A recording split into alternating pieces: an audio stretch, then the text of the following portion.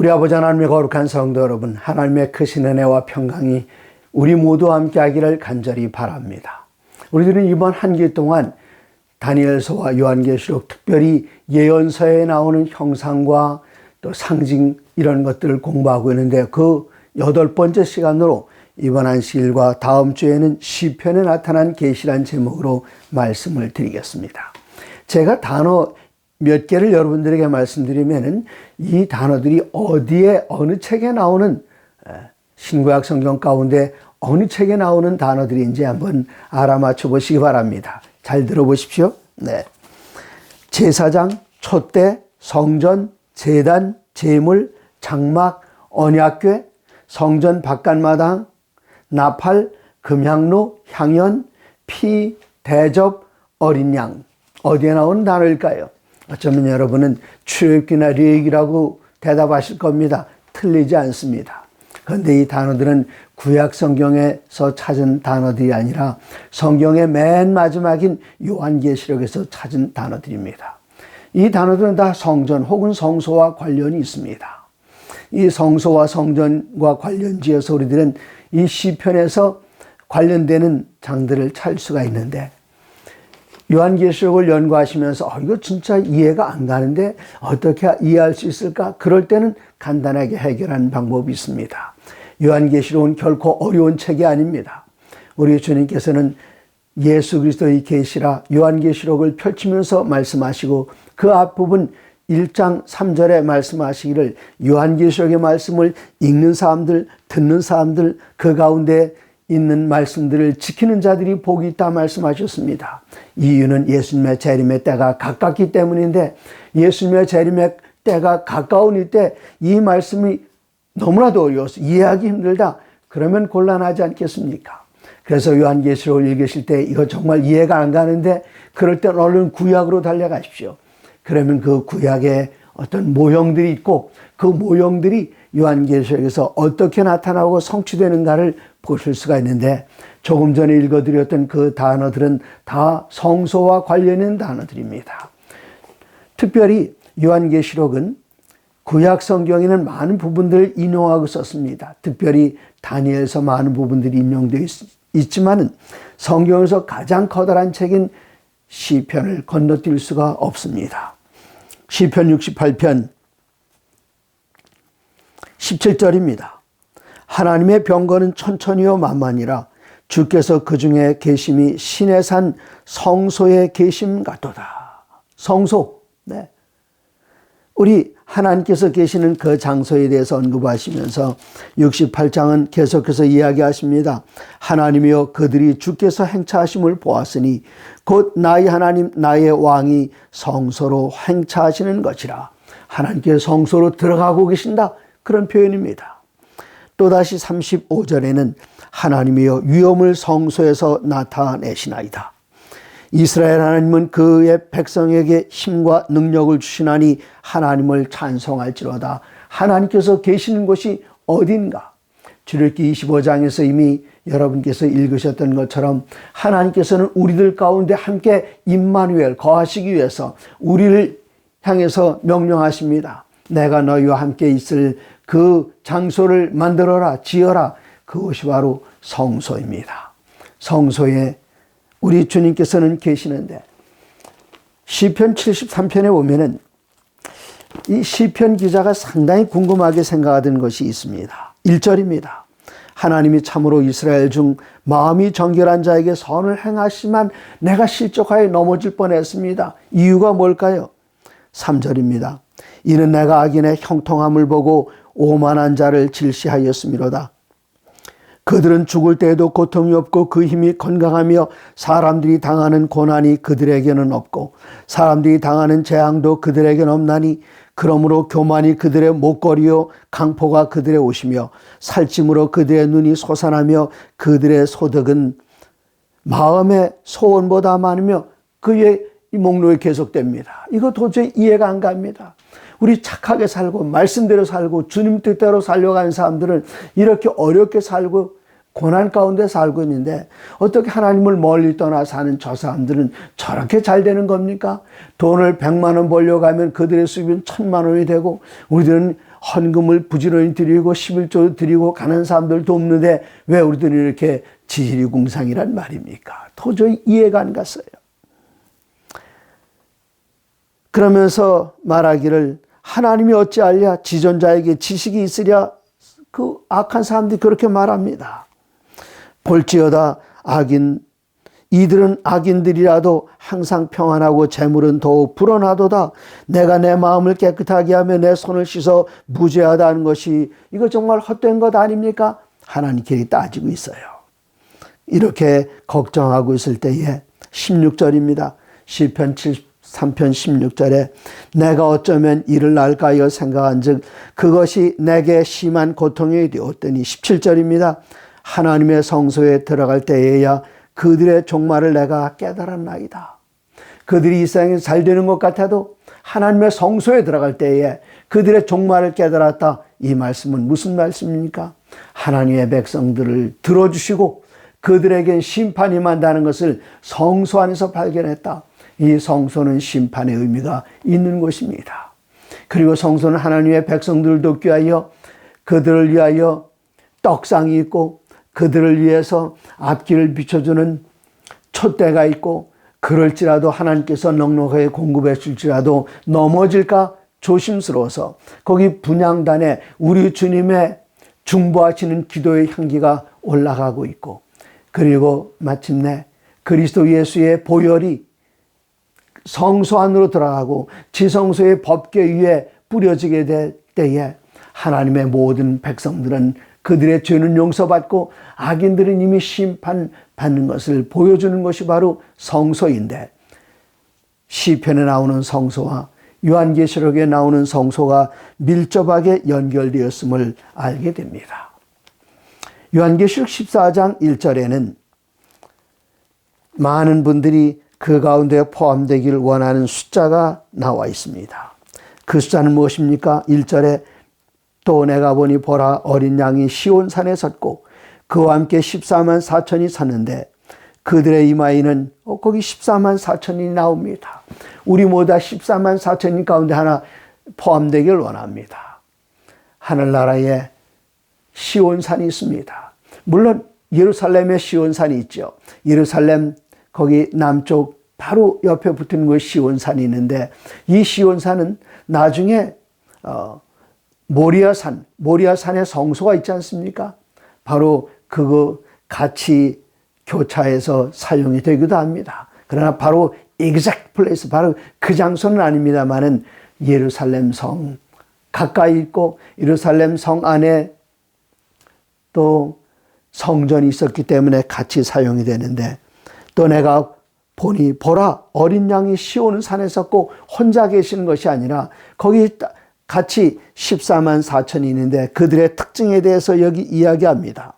그들의 이마에는 어린 양의 이름과 아버지의 이름이 쓴 것이 있고 또 3절에 보면은 새 노래를 부르고 땅에서 속량함을 받은 14만 4천이는 배울 사람이 없는 그런 노래를 부르고 또 4절에는 이 사람들은 여자와 더불어 더럽히지 아니하고 정절이 있는 순결한 자라 어린 양이 어디로 인도하든지 따라가는 자며 사람 가운데서 속량함을 받아 처음 익은 열매로 하나님과 어린 양에게 속한 자들이고 또 특징이 있습니다. 5절에는 그 입에 거짓말이 없고 흠이 없는 자들 이들이 14만 4천인들의 특징입니다.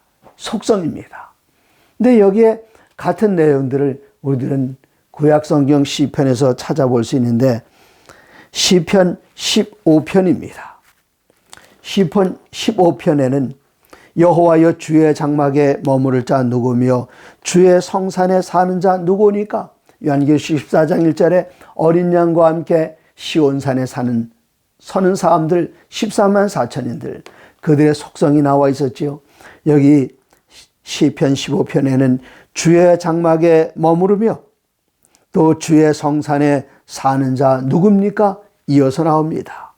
2절에 정직하게 행하며 공의를 실천하며 마음의 진실을 말하며 그의 혀로 남을 허물하지 않고 그의 이웃에게 악을 행하지 아니하며 그의 이웃을 비방하지 아니하며 그의 눈은 망령된 자를 멸시하며 여호와를 두려워하는 자들은 그들을 존대하며 그의 마음에 서원한 것은 해로울지라도 변하지 아니하며 이자를 받으려고 돈을 꿔주지 아니하며 뇌물을 받고 무죄한 자를 해하지 아니하는 자니 이런 일을 행하는 자는 영원히 흔들리지 아니하리로다.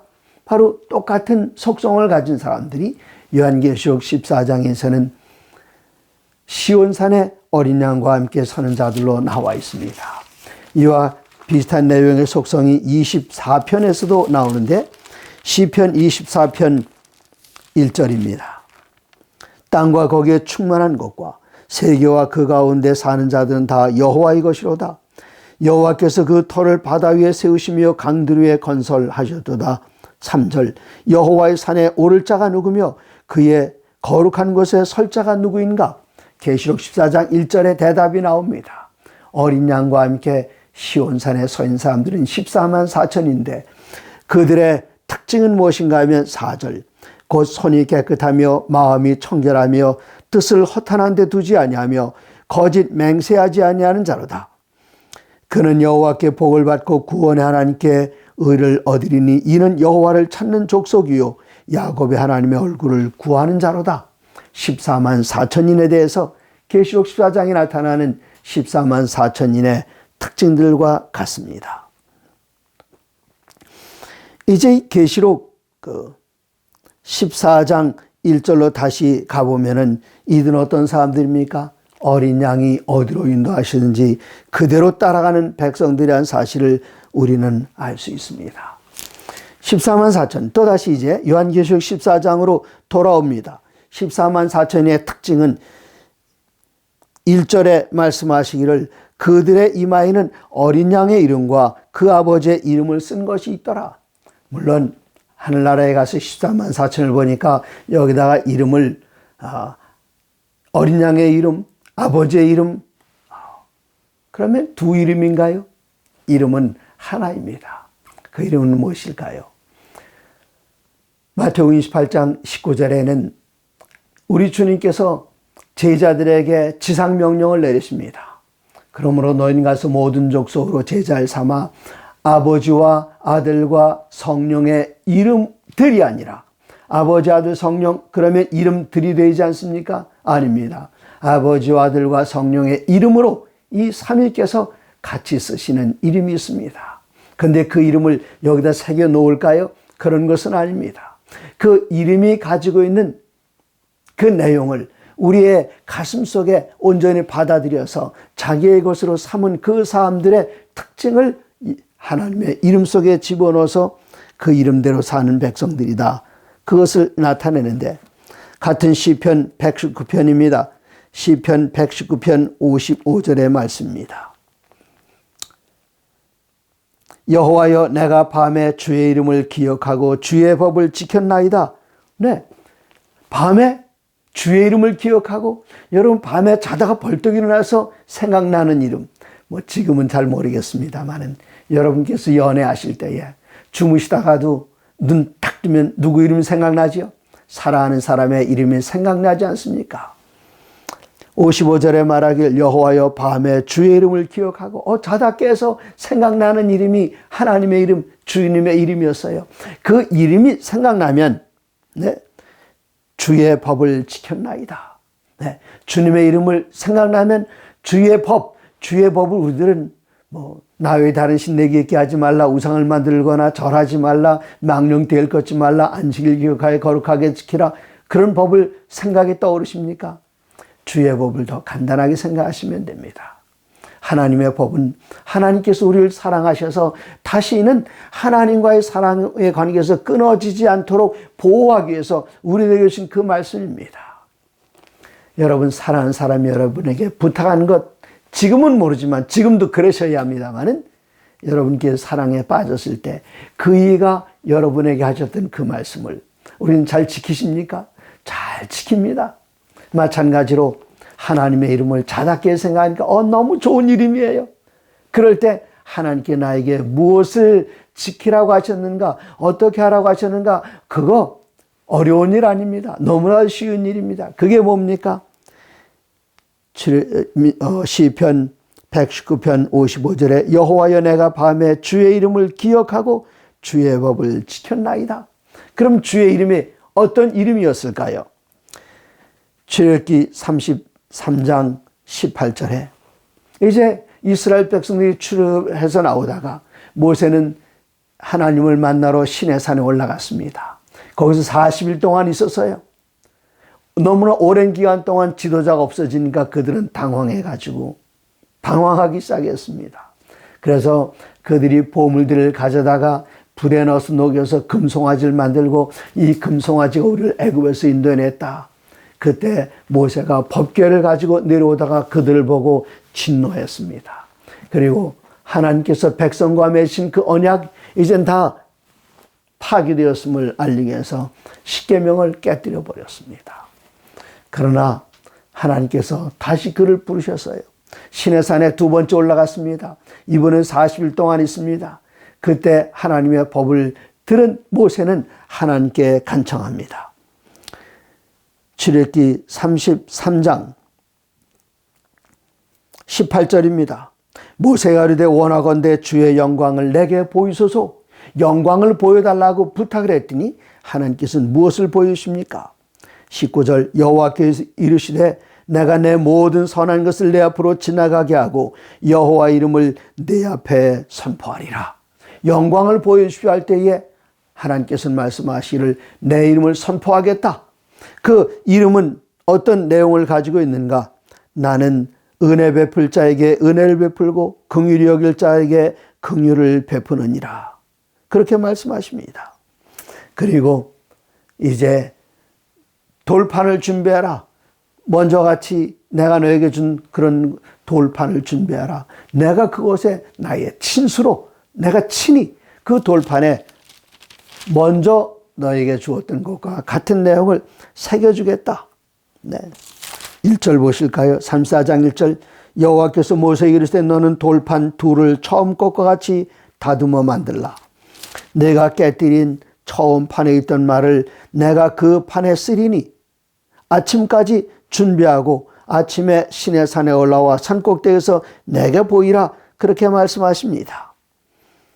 그리고는 5절에 여호와께서 구름 가운데 강림하사 그와 함께 거기 서서 여호와 이름을 선포하실세. 당신의 이름을 선포하십니다. 그 이름은 바로 하나님의 속성입니다.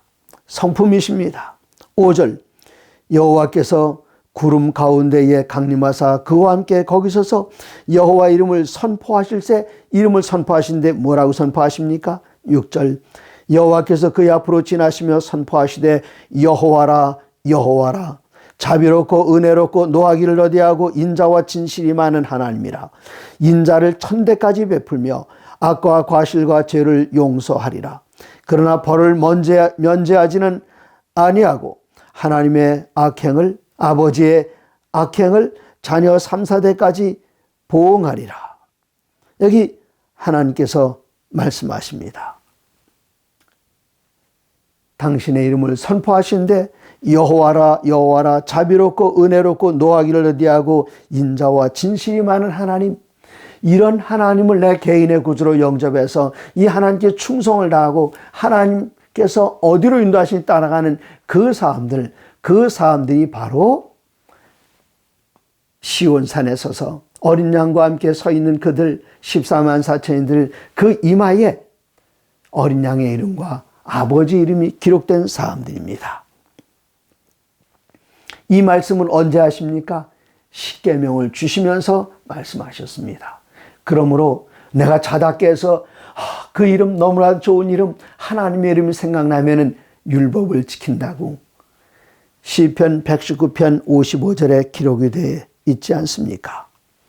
이제 또다시 요한계시로 넘어가면은 요한계시록 14장 6절부터 12절까지에는 세 천사의 기별이 기록되어 있습니다. 두 번이 다른 천사가 공중에 날아가는데 땅에 거주하는 자들 곧 여러 나라와 족속과 백성과 방언에게 전할 영원한 복음을 가졌더라. 그가 큰 음성으로 이르되 하나님을 두려워하며 그에게 영광을 돌리라.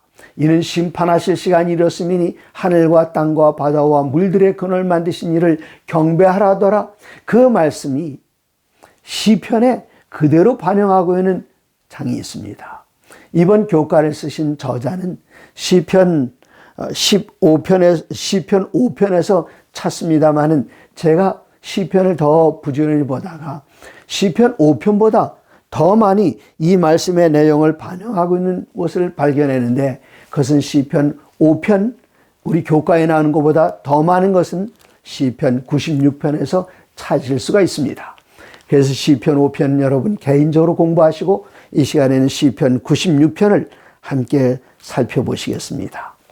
시편 96편 1절입니다. 새 노래로 여호와께 노래하라. 요한계시록 14장에 나오는 14만 4천인들은 새 노래로 하나님께 노래하는 사람들인데, 2절에 보면은 그의 구원을 날마다 전파할지어다.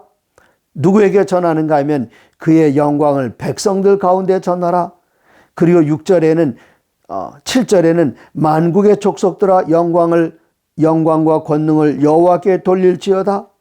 그리고 10절에 모든 나라 가운데서 이르기를, 지금 여기 보면은 계시록 14장 6절에 땅에 거주하는 자들 곧 여러 나라와 족속과 백성과 방언에게 이 기별을 전해야 한다는 내용과 또 같습니다.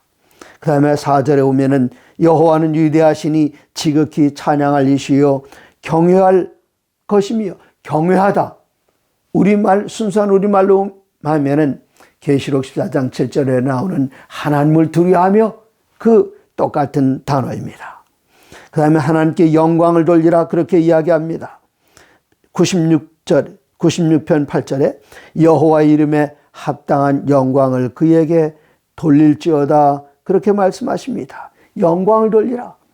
그대로 요한계시록 14장에 나오는 말씀이 여기 시편 96편의 말씀을 반영하고 있습니다. 그 다음에 여기 심판, 요한계시록 14장 7절에 하나님을 두려워하고 그에게 영광 돌리고 하나님을 경배해야 되는데 그 이유는 무엇인가 하면은 심판하실 시간이 이르렀다 했는데, 시편 96편 13절에 보시면은 그가 임하시되 땅을 심판하러 임하실 것임이라. 그가 의로 세계를 심판하시며 그의 진실하심으로 백성을 심판하시려다. 이 책은 심판에 관한 것을 기록하고 있습니다. 그 다음에 하늘과 땅과 바다와 물들의 근원을 만드신 이를 경배하라 하더라. 계시록 14장 7절의 말씀인데, 여기 5절에 보시면은 만국의 모든 신들은 우상들이지만 여호와께서는 하늘을 지으셨음이로다. 우리를 창조하신 하나님을 나타내고 있습니다. 그러면서 경배하라고 이야기합니다. 8절에 여호와 이름에 합당한 영광을 그에게 돌릴지어다. 예물을 들고 그의 궁정에 들어갈지어다. 경배하러 들어가는 모습입니다. 또 나와 있습니다.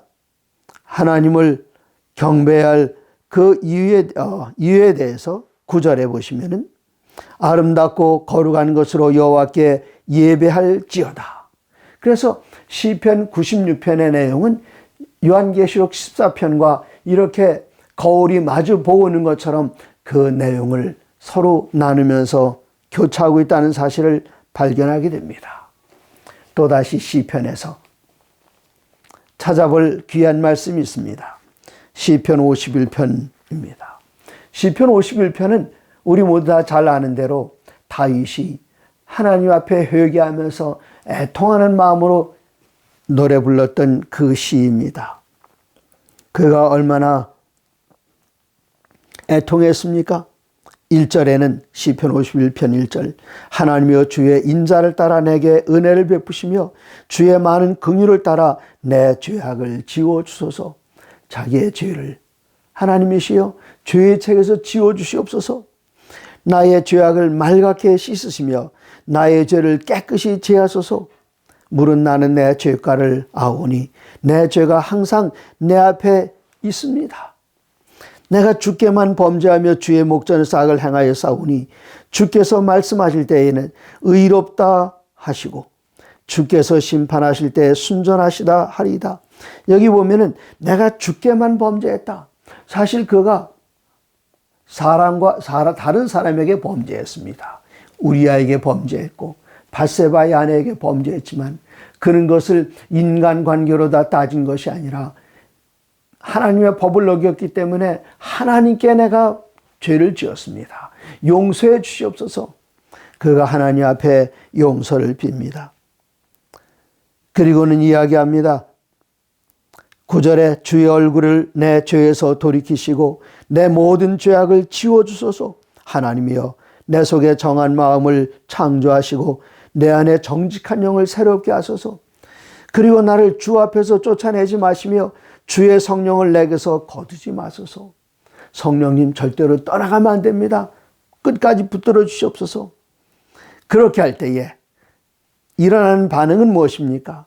12절 주의 구원의 즐거움을 내게 회복시켜 주시고, 네, 그 구원의 기쁨, 이제는 죄 때문에 너무나 두렵습니다. 이 죄를 용서해 주시옵소서.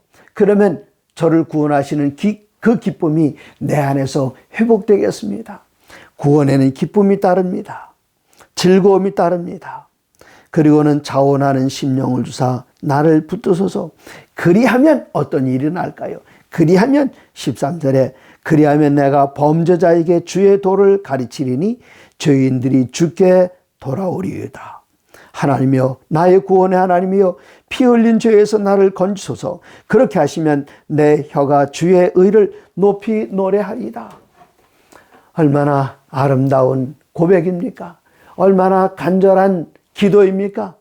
얼마나 주의 은혜, 주의 용서하심, 그 의를 사모하면서 기록한 글입니까? 정말 아름다운 글입니다. 그런 이야기합니다. 내 안에서 구원의 즐거움을 회복시켜 주시면, 그리고 성령께서 내 안에서 다시 역사해 주시면 내가 범죄자에게 주의 도를 가르치리니 죄인들이 주께 돌아오리다. 이와 같은 내용들이 우리들은 이사야서 6장에서 살펴볼 수 있습니다. 이사야 선지자가 하나님의 성전을 봤어요. 그때 와, 하나님의 성소, 하나님의 보좌 놀랍다고 기뻐하고 즐거웠다는 것이 아니라 화로다 나여 죽게 되었도다. 죄악 가운데 거하면서 하나님의 영광을 보았다. 이때에 천사는 제단에서 피어진 그 숯불을 가져다가 이사야의 입에다 댑니다. 그리고 그의 모든 죄가 다 사해졌음을 선언합니다.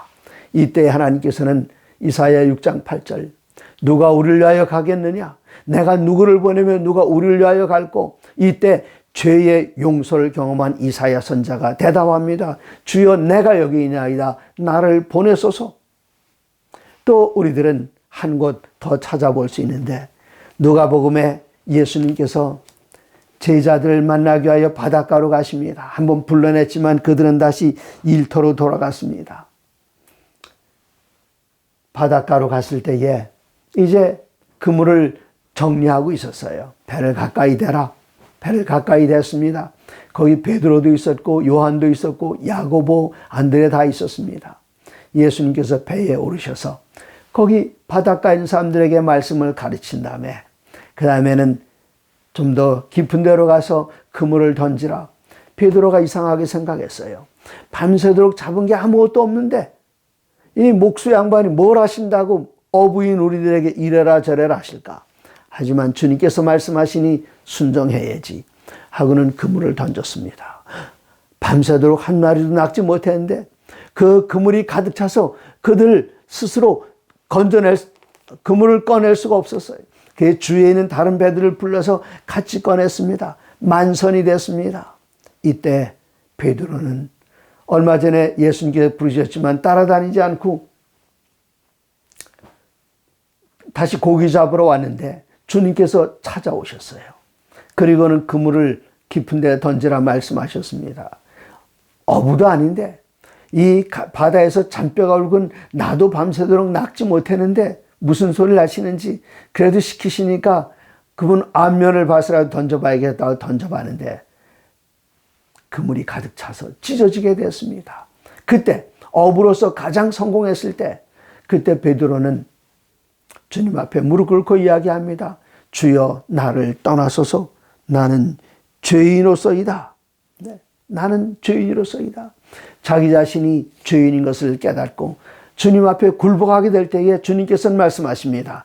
가라, 떠나라, 그렇게 말씀하시는 것이 아니라 따라오라, 이제 이후로는 내가 사람을 낚는 어부가 되게 하리라.